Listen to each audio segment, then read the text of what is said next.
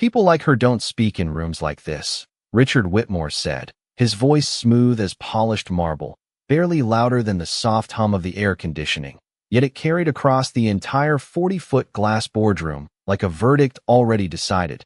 And just like that, the room responded, subtle smirks, a few quiet chuckles, the kind that never fully break into laughter but lingered just enough to remind someone exactly where they stand. And Ava Brooks stood there, still as a shadow against the wall, fingers curled gently around the silver tray she had been holding for the past 12 minutes. Her reflection faintly visible in the floor-to-ceiling windows behind her, where the late afternoon light stretched long across the skyline, painting everything in gold except her, because no one was really looking at her, not as a person, not as anything more than part of the background. Just another uniform moving silently between power and privilege, and yet her eyes moved, slow and precise, from one face to another, from the lead attorney adjusting his cufflinks to the junior analyst nervously tapping a pen against a leather notebook, to the contract itself lying open on the table like something waiting to be claimed, page 14 slightly lifted as if caught in a breath no one else noticed, and at the head of the table, Richard's pen hovered just half an inch above the signature line, the black ink tip catching the light, ready to turn intention into consequence. And still, Ava said nothing, not when someone leaned back and muttered, "Did she even understand a word of this?" Not when another voice followed with, "She's just here to serve water." Not even when the quiet laughter rippled again, softer this time, almost bored, as if dismissing her required no effort at all, because silence, to them, meant emptiness, meant absence, meant there was nothing behind it worth hearing, but silence. To Ava, had always been something else entirely, something measured, something chosen, something that held its ground even when everything around it tried to define it otherwise. And for a moment, the only sound left was the faint ticking of the wall clock near the door, each second stretching just long enough to feel, until Richard finally lowered his hand slightly, his focus narrowing back to the contract, the room settling into that final pre-signature stillness where deals are sealed and futures quietly shift direction. And that was when Ava moved, not abruptly, not dramatically, just a single, deliberate step forward, the tray lowering onto the edge of the table with a soft metallic touch that cut through the silence more sharply than any raised voice could have. And then she spoke, her tone calm, steady, almost gentle, but clear enough to stop everything mid-motion. "Sir, that clause doesn't protect your company. It gives it away." And just like that, the room didn't laugh, it didn't react, it didn't even breathe the same way, because something in her voice didn't ask to be heard. It made itself impossible to ignore. No one spoke for a full 2 seconds. And in a room where decisions worth millions were made in under a minute, those 2 seconds stretched thin and fragile like glass under pressure. Richard Whitmore's pen still hovering just above the paper, as if gravity itself had paused to listen, his eyes shifting slowly from the signature line to the clause Ava had just referenced. And for the first time since the meeting began, the confidence in his posture flickered, subtle but real, while across the table the lead attorney let out a short, dismissive breath and leaned back in his chair, fingers steepled together as he said, "That is a standard liability distribution," his tone calm but edged with impatience, as though correcting something obvious, something beneath discussion, and a few heads nodded, eager to restore the rhythm that had been interrupted, eager to return the room to its natural order where voices like Ava's did not exist. But she did not move, did not retreat, her hands resting lightly against the edge of the table now, her gaze steady, not challenging, not pleading, simply present, and that presence alone made it harder to dismiss her, because she was not speaking like someone guessing. She was speaking like someone who had already followed the consequences to their end, and Richard felt it, even if he could not yet explain it. The slight tightening in his chest, the quiet instinct that told him to look again, to read slower this time, to notice what had almost been invisible. So he turned the page back, the paper making a soft, deliberate sound as it slid beneath his fingers, and the room leaned in without meaning to, the faint rustle of fabric and shifting chairs breaking the stillness as eyes followed his movement. And there it was, buried halfway through the paragraph, wrapped in language that sounded protective, even reassuring. But the more he read, the more the wording changed shape, the more the responsibility bent in a direction it should not, transferring weight, shifting risk, building a structure that looked balanced on the surface but tilted just enough beneath it to collapse everything on his side if the deal ever turned, and his jaw tightened, almost imperceptibly, while the attorney across from him straightened, sensing the shift, his voice sharpening as he added, "If there is confusion, we can clarify after the signing." Too quickly, too smoothly. And that was when Richard stopped reading, his eyes lifting slowly, not toward the attorney, not toward anyone else at the table, but back to Ava, who had not moved an inch, her expression unchanged, her silence now heavier than anything said in the last 5 minutes. And in that silence there was no hesitation, no uncertainty, only a quiet certainty that did not need to raise its volume to be heard, and Richard realized something in that moment that unsettled him more than the clause itself. He had nearly signed without seeing it, nearly trusted the room over his own judgment, nearly dismissed the one voice that had nothing to gain from speaking and everything to lose, and for the first time, the power in the room did not feel as solid as it had just moments before. It felt fragile, conditional, dependent on who was allowed to speak and who was expected to remain invisible, and he lowered the pen completely, setting it down beside the contract with a soft, final sound that echoed louder than any agreement could have, and the silence that followed was no longer empty. It was watching, waiting, and shifting in ways no one could fully control anymore. The silence did not break all at once. It shifted, like something heavy being moved just out of sight, and the first crack came from the far end of the table, where a junior analyst cleared his throat and leaned forward, eyes fixed on the same paragraph Richard had just reread, his voice low but unsteady as he said, "There is a secondary reference in subsection C." And suddenly the document was no longer just paper, it was a map. Everyone was scrambling to understand, pages turning, fingers tracing lines that had been ignored minutes ago, while the attorney who had spoken earlier straightened in his chair, the calm confidence in his expression tightening into something more controlled, more careful, as he adjusted his tone and said, "These are standard structures in high-level mergers." But the rhythm of the room was gone now, replaced by something sharper, more alert, because doubt had entered, and doubt, once it appears, does not leave quietly. Richard did not respond immediately, his eyes still scanning, slower now, deeper, as if each word carried weight he had not measured before, and across from him one of the partners shifted in his seat, glancing briefly toward Ava before looking away again, as though unsure whether acknowledging her would make this moment more real. But she remained exactly where she was, her posture steady, her presence unchanged, not stepping forward, not stepping back, simply holding her ground, in a way that made the distance between her and the table feel smaller with every passing second. And then Richard spoke, not loudly, not with authority, but with a kind of precision that cut through the room more effectively than volume ever could. "Walk me through it," he said, his gaze lifting to meet Ava's, and the words landed differently than anything he had said before, because they were not dismissive, they were not performative, they were direct, and they carried something unexpected, a willingness to listen. And for a brief moment no one moved, as if the room itself needed to adjust to the shift, because this was not how these meetings worked, this was not how lines were drawn, but the moment had already changed, and there was no returning to what it had been. Ava did not rush to fill the silence. She did not speak over anyone or try to claim attention. She simply stepped closer to the table, the soft sound of her shoes against the polished floor barely audible, yet every eye followed it. And when she reached the contract, she did not touch it immediately, her hand hovering just above the page, mirroring the way Richard's pen had hovered moments earlier, as if understanding that what she was about to point out was not just a detail, it was a turning point. And when she finally spoke, her voice remained calm, measured, but now there was a clarity in it that left no room for interpretation. "The wording here suggests shared responsibility," she said, her finger moving just enough to indicate the line, without pressing down. "But the cross-reference redirects full liability if performance benchmarks are not met within the first 180 days, and the number seemed to echo in the room. 180 days, 6 months, long enough to look stable, short enough to shift everything before anyone could recover.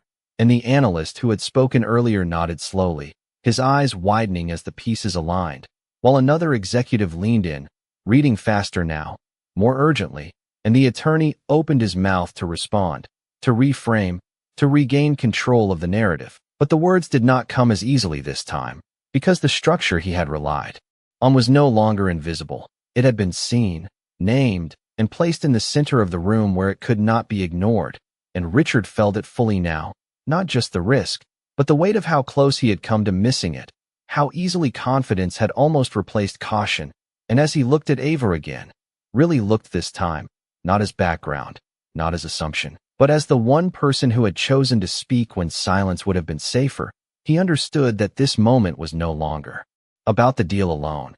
It was about everything that had led to it, everything that had nearly been overlooked, and the quiet realization that the room had been listening to the wrong voices all along. The room did not return to its earlier rhythm. It fractured into something sharper, more cautious, as if every word now carried weight it had not before.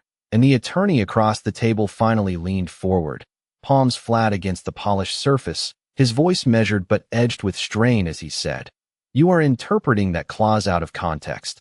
The words carefully chosen, deliberate, an attempt to regain control without appearing rattled, but the confidence behind them no longer landed the same way, because the room had already seen the fracture, and once something hidden is brought into the light, it does not easily return to shadow. Richard did not look at him immediately, his gaze still fixed on the document, his fingers tracing the margin as if confirming what he already knew. And when he finally spoke, it was slower than before, each word placed with intention. "Then explain why the fallback condition removes joint liability entirely." And the question did not sound like a challenge. It sounded like a conclusion waiting to be acknowledged, and that shift, subtle but undeniable, pulled the attention of everyone at the table back toward the contract, back toward the reality that this was no longer a routine negotiation. It was a moment where something almost irreversible had been interrupted at the last possible second. The attorney hesitated, just for a fraction of a second. But in a room trained to read hesitation like data, it was enough. His reply came quickly after, too quickly. "It is a contingency structure designed to streamline accountability." But the phrasing felt thinner now, less anchored, as if the explanation itself knew it was being tested. And across the table one of the senior partners shifted his weight, his expression tightening as he reread the section again, this time slower, more carefully, his pen no longer tapping but resting still against the page, while another executive leaned closer, whispering something under his breath to the colleague beside him, the energy of certainty dissolving into quiet calculation. And Ava remained where she stood, her presence no longer invisible, no longer background, but also not seeking the center. She did not interrupt, did not repeat herself. She allowed the room to arrive at the realization on its own, because truth, when seen clearly, does not need to be forced. It settles into place with a weight that cannot be ignored. And Richard felt that weight now, not just in the numbers or the legal structure, but in the realization of how easily perception had almost overridden scrutiny, how quickly assumptions had nearly guided him into a decision that would have reshaped everything. And he leaned back slightly, the leather chair letting out a soft sound beneath him, his hand resting near the contract but no longer reaching for it, as if creating distance from something he had nearly accepted. And then he looked up, not at the attorney this time, not at the partners or the analysts, but directly at Ava, his expression no longer dismissive, no longer indifferent, but searching, measuring, as if trying to understand not just what she had seen, but how she had seen it. And for a moment the room seemed to hold its breath again, not in anticipation of a signature, but in anticipation of something else entirely, a shift in who was being heard. And when he spoke again, his voice carried a different tone, quieter, but far more deliberate. "What else am I missing?" And the question did not echo with authority. It carried something far rarer in that room, something that unsettled more than any argument could. It carried the absence of certainty and the presence of trust, placed in someone who had been invisible only minutes before. And that alone changed everything. Because now the negotiation was no longer controlled by titles or assumptions. It was controlled by truth. and truth had just found its voice in the one person no one had expected to hear. The question did not fade after it was spoken. It stayed in the air, steady and unguarded, and for the first time in the room, no one rushed to answer, because the weight of it had shifted the ground beneath. Everyone, and Ava felt it, not as pressure, but as clarity, the kind that comes when hesitation has already passed, and what remains is simply truth waiting to be said. She drew a quiet breath, her eyes moving back to the document, not to dominate the moment, not to claim authority, but to guide it. And when she spoke again, her voice remained even, calm, but now it carried something deeper, something that did not ask for permission. The performance benchmarks, she said, her finger tracing just beneath the paragraph without touching it.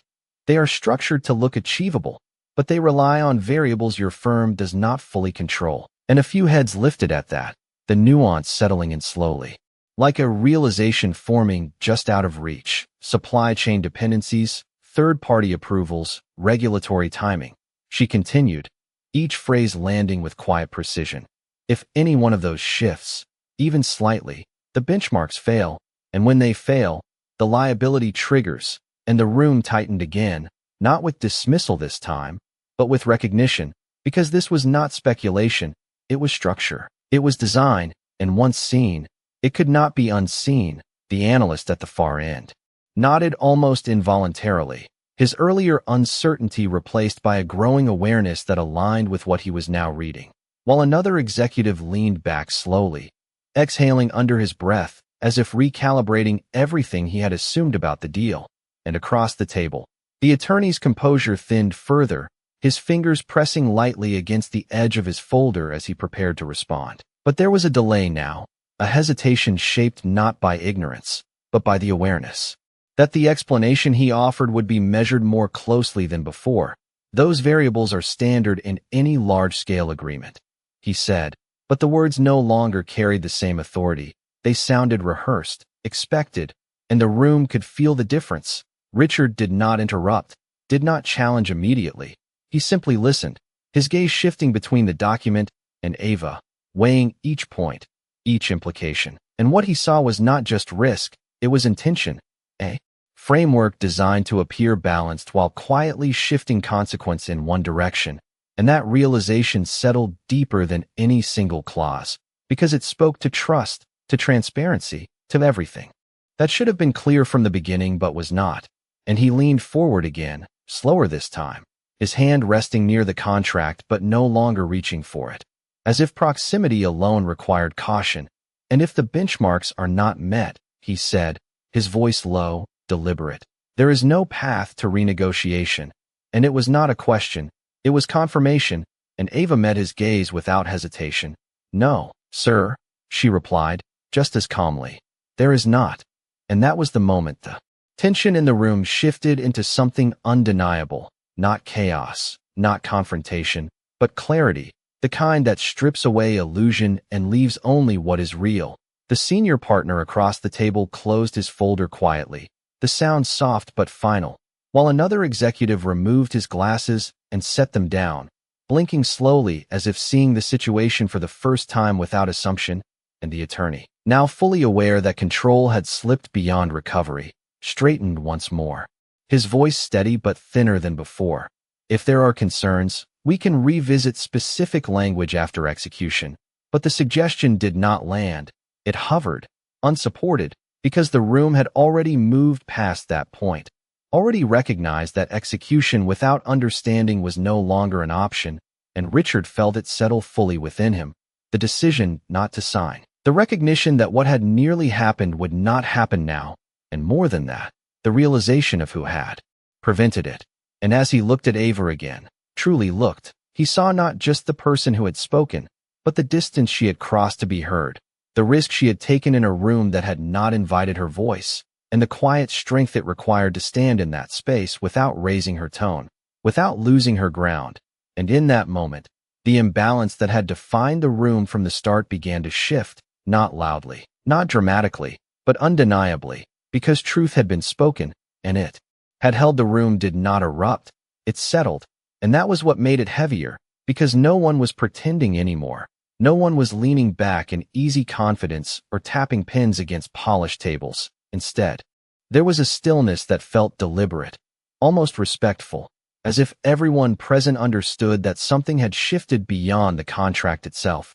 And Richard Whitmore sat there for a moment without speaking, his hand resting beside the document, not touching it, not claiming it, just acknowledging its presence like something that had nearly taken more than it offered. And the light from the windows had begun to change. The late afternoon sun dipping lower, casting longer reflections across the glass and steel, softening the sharp edges of the room while deepening the shadows between people. And in that quiet transition, the hum of the air conditioning became noticeable again, steady, consistent, like a reminder that time had not stopped. Only their perception of it had. And Ava stood where she was, her posture unchanged, her breathing even, not waiting for approval, not expecting recognition, simply existing in the space she had stepped into. And for a brief second, her eyes drifted toward the window, catching the reflection of the skyline, the distant movement of traffic far below, the world continuing outside this room where decisions were made that rarely considered voices like hers. And yet here she was, having altered one of those decisions without raising her voice, without asking for permission. And that realization did not bring pride. It brought something quieter, something closer to resolve. Because this was not the first time she had seen something others missed. It was simply the first time she had chosen not to stay silent about it. And across the table, the attorney gathered his papers slowly, methodically, the confidence in his movements replaced by precision, as if every action now required intention, while the senior partners exchanged brief glances, not speaking, but communicating in the way people do when they understand a conclusion has already been reached without needing to announce it. And one by one, the subtle signals of the meeting's direction became clear, folders closing, pens set down, shoulders easing out of positions that had once projected control, and Richard finally leaned back slightly, his gaze moving once more across the document before lifting again, not with urgency, not with tension, but with clarity. And in that clarity there was something new, something that had not been present when the meeting began, a willingness to reconsider not just the deal, but the way it had been approached, the assumptions that had guided it, the voices that had been prioritized, and the ones that had not. And he exhaled slowly, the sound quiet but grounding, before turning his attention fully toward Ava again, not as an interruption, not as an anomaly, but as part of the room. And that simple shift carried more weight than any formal acknowledgement could have, because it redefined her presence without needing to explain it. And the silence that followed was no longer uncertain. It was settled, like the calm after something has been understood at its core, and no one rushed to fill it. No one needed to. Because for the first time since the meeting began, there was nothing left to prove, only something to recognize. And in that recognition, the room felt different. Not louder, not more intense, but more honest, as if the truth that had entered it had quietly rearranged everything in ways that would not be undone once the doors opened. And the meeting ended. The realization did not arrive like a shock. It settled in layers, quiet but irreversible, and Richard Whitmore felt it fully now as he looked down once more at the contract. Not as an opportunity, not as leverage, but as something deliberately constructed to take more than it offered. And the more he replayed the sequence in his mind, the more precise it became. The timing of the explanations, the confidence in the reassurances, the subtle pressure to move forward without pause. And beneath it all, the assumption that no one would stop to question it deeply enough, that no one would challenge the structure once it appeared complete. And that assumption had almost been correct, almost, until a voice that was never meant to be part of the conversation changed its direction entirely. And that was what stayed with him, not just the clause, not just the risk, but the pattern behind it, the intention, the design of something that relied not on strength, but on oversight. And slowly, he closed the folder in front of him, the sound deliberate, final, and every movement in the room responded to it, shoulders straightening, eyes lifting, attention shifting fully toward him as the center of gravity returned to its expected place. But something about that center had changed. It no longer held the same unquestioned authority it had at the start, because now it was grounded in awareness, not assumption. And when he spoke, his voice carried that difference, steady, controlled, but unmistakably altered. "We are not proceeding with this agreement," he said, and the words did not echo. They settled, firm and unambiguous. And across the table, the attorney's expression held for a moment, composed but tight, before he nodded once, a professional acknowledgement that did not mask the outcome, because there was nothing left to negotiate. The foundation itself had been exposed, and without it, the structure could not stand. And around the table, subtle reactions followed. A slow exhale from one executive, a quiet shift of posture from another. The release of tension that had built without being fully recognized until now.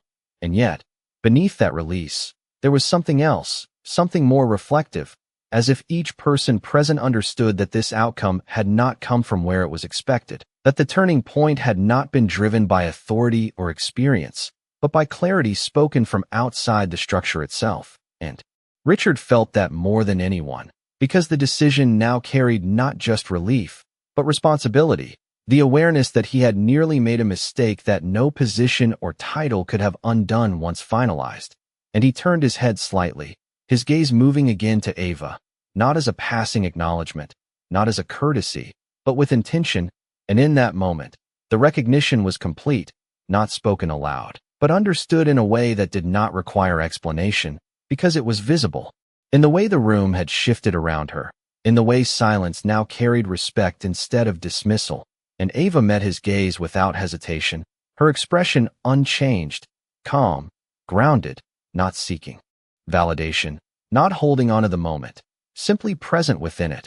And that presence alone held a quiet strength that did not fade when attention moved elsewhere. And for a brief second, no one spoke, no one interrupted, because there was nothing left to correct, nothing left to defend, only the clear understanding of what had just happened, and the quiet, undeniable truth that the negotiation had been changed not by power, but by someone who had been expected to remain unseen. And that truth settled into the room like something permanent, something that would remain long after the meeting ended, long after the documents were closed and the doors reopened.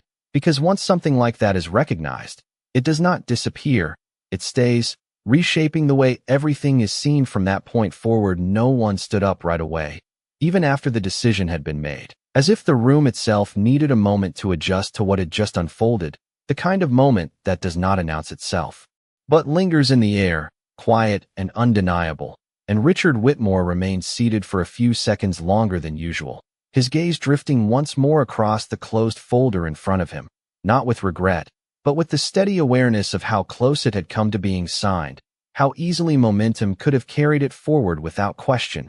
And then he shifted, pushing his chair back slowly, the soft movement echoing slightly in the now settled silence. And that sound alone signaled the end of the meeting more clearly than any formal closing ever could. Around the table, others began to follow, chairs sliding back, papers being gathered, the quiet rhythm of departure returning. But it was different now, more measured, more thoughtful, as if each person was leaving with more than they had brought into the room. And the attorney collected his documents with controlled precision, his expression neutral but distant, the earlier confidence replaced by something restrained.